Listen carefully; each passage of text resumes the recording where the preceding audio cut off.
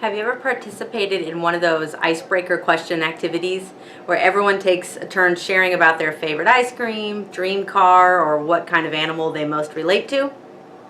I was once asked a very edgy question in one of those icebreaker conversations. The question was so controversial and off-putting that I actually hesitated to answer. It was a question I never knew I was even allowed to be asked. I really resisted answering the question at first, having a small audience of peers before me waiting for my daring response. I thought maybe I was taking the question a little too seriously. After all, this was just a silly icebreaker conversation, and my shyness was holding up the line. On the other hand, I couldn't imagine my audience was in any kind of a hurry to give their own answers. I went for it.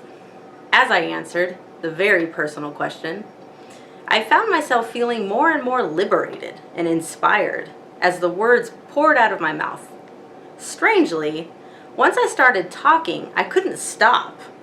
What's even more surprising is that the more I spoke, the more lit up my audience became as well. I could see them getting inspired as they began orchestrating their own answers in their mind. I later had the opportunity to create my own icebreaker activity for a completely different event. Curious to see if my participants would react the same way I did, I threw out that controversial question. I wasn't surprised to find identical results. First came the shock and hesitation, and then came the inspiration and positive buzz. This might be one of the most important and complicated life lessons I've ever learned.